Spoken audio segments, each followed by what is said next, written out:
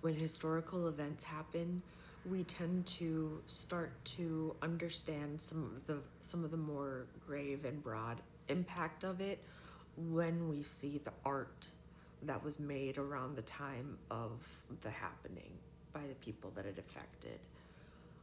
And I'm realizing that art is being made right now. I'm making art all the time. I have a stack of art this thick that, anyway, but think of how much art there is in the world right now that is being made, that people are pouring their hearts out onto, that could be teaching us so much, that will hopefully teach people so much. But what I think we need to do is keep in mind that we need to start looking for art. And where we see art, we need to understand that there was pain, that art had to happen. Like that art was processing something. We talk about art therapy, but and that's where people will do a project where they try to process something specifically. But that's really all art is. For people that make it just because they like non-commissioned art, that if you're making it for love, you're making it from a place of need because you have something to get out of you. Look for the art. Look for the art when things are bad.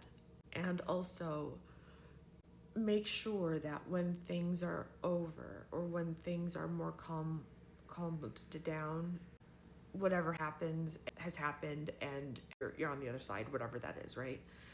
Don't forget to go back now. Try to find the art of the people that are making art right now that we can't see. Because there's so many people, there's so many experiences, there's so many vivid experiences that are happening that art is probably happening around. Let's keep our eyes and our ears and our minds and our hearts open to it. Weapons of war can't save us, but art might. And also, just a reminder, if you haven't made art in a while, it might be a great idea to start now. Grab a pen and paper, just scribble something and then scribble a little bit more alongside of it. Don't start something just to get something on paper and just get yourself back in the tactile habit, whatever art it is, if it's sewing or whatever, but please, art right now. If we can't do what we want to be doing right now, and I think all of us know what we would rather be doing right now, and it's different for all of us, right?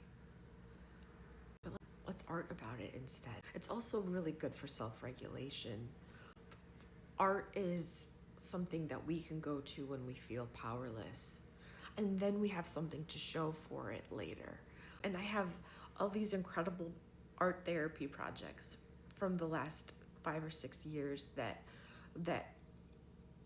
keep coming back into my life and teaching me things about myself, because I had that thing, that one afternoon that I spent half an hour making this thing, and now I have something that has been showing myself, also showing me the progress that I've made, because now I go back and I look at those, I remember who I felt like I was back then, and how small I felt and how powerless, perpetually laid bare. But I made art, and now that, art. So for those of you that we forget, right? We get on our phones, we get busy with things. Art feels like a luxury that like dessert, like you need to earn it or you have to be in a good place for it or something like that. But I would venture to say that art is more necessary now than when things are good. Art during crisis is revolution. It's healing. It's healing work. It's taking something and changing it into beauty. That is creation. So don't forget to art. And if you have a piano at your house, even if it's a little out of tune, I don't know, go play it. Do a sing-along. Invite people to a sing-along.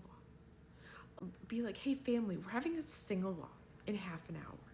Get together and do karaoke if you don't have a piano, but make music. Like, do you have a ukulele that's been collecting dust ever since 2014 when everyone got ukuleles? Grab your ukulele. Do something that's different. It's tactile. It uses a different set of brain function, and honestly, you might get reward chemicals out of it. And what greater gift during times like these than reward chemicals from a coping mechanism that's actually healthy and good for you, right? It is a win-win-win.